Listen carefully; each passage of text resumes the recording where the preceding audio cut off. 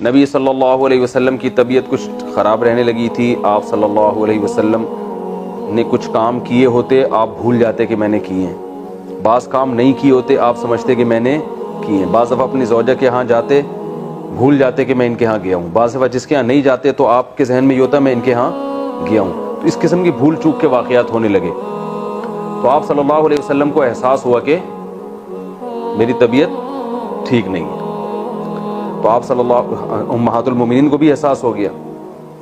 تو نبی صلی اللہ علیہ وسلم نے امی عائشہ رضی اللہ تعالیٰ عنہ سے ذکر کیا کہ میں نے اللہ سے دعا مانگی تھی کہ میری اس مرض کو اللہ تعالیٰ ٹھیک کر دے. تو یہ بالکل صحیح احادیث ہیں جو میں آپ کے سامنے بیان کر رہا ہوں. تو رسول اللہ صلی اللہ علیہ وسلم نے فرمایا امی عائشہ سے کہ میں رات کو جب لیٹا ہوں بستر پہ تو دو فرشتے انسانی شکل میں میرے قریب آ کے کھڑے ہو گئے, ایک میرے سرہانے پر اور ایک میرے پاؤں کی طرف, اور دونوں کھڑے ہو کر آپس میں بات کرنے لگے. ایک نے کہا, دوسرے فرشتے سے کہا کہ تمہیں معلوم ہے کہ محمد صلی اللہ علیہ وسلم کو کیا مرض ہے, ان کو کیا بیماری ہے؟ دوسرے نے کہا کہ ان پر جادو ہوا ہے. تو فرشتے نے پوچھا کس نے کیا جادو؟ تو انہوں نے بتایا کہ لبید ابن اسم ایک یہودی ہے, اس نے جادو کیا ہے. تو پھر ایک فرشتے نے, یہ کانورزیشن ہو رہی ہے آپس میں نا, جو انسانی شکل میں آئے تھے ان کی آپس میں بات چیت ہو رہی ہے. اس نے کہا کہ کہاں کیا ہے اور کیسے کیا جادو؟ تو انہوں نے بتایا کہ بھائی یہ جو کھجور کی چھال ہے نا, اس پہ کیا ہے, اور اس کی جو کھجور کی ایک تانت ہوتی ہے, دھاگے ہوتے ہیں, ان دھاگوں پہ گرہیں لگا کے ان گرہوں پہ جادو پڑھ کے یہ نبی صلی اللہ علیہ وسلم پہ یہ جادو کیا گیا ہے. وہ تانت ہوتی تھی جس سے وہ جو تیر کی کمانیں بنائی جاتی تھیں پہلے زمانے, بہت مضبوط ہوتی تھی وہ.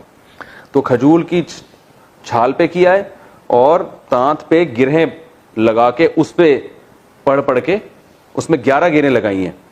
تو وہ 11 گرہیں لگا کے اس پہ جو ہے نا کچھ پڑھ کے جادو کیا آپ صلی اللہ علیہ وسلم پہ.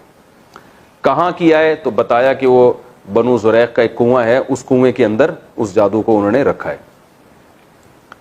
تو یہ وہ ان کی آپس کی بات چیت ہوئی اور وہ دونوں فرشتے چلے گئے. آپ صلی اللہ علیہ وسلم جب صبح اٹھے ہیں تو آپ صلی اللہ علیہ وسلم صحابہ کی ایک جماعت کو لے کر گئے, اس کنویں میں جا کے آپ نے تلاش کیا. تو وہاں سے وہ اس کنویں کے اندر ایسے وہ جادو نکلا, کھجور کی چھال تھی, اس کے اندر ایک دھاگا اور گریں لگی ہوئی تھیں, جو بھی تھا حساب کتاب. تو نبی صلی اللہ علیہ وسلم نے اس کو نکال دیا اور اس کو دفن کر دیا.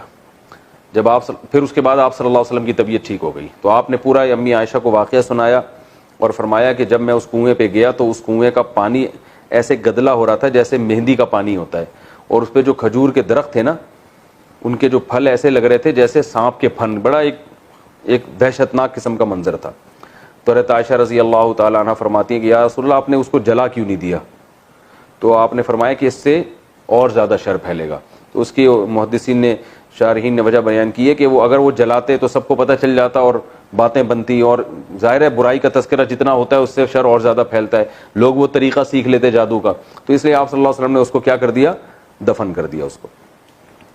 تو اس کے بعد یہ 2 صورتیں نازل ہوئیں, سورہ فلق اور سورہ ناس, اور ان کو پڑھنے کا نبی حضرت جبریل نے آپ صلی اللہ علیہ وسلم کو حکم دیا کہ رات کو آپ ان کی تلاوت کریں.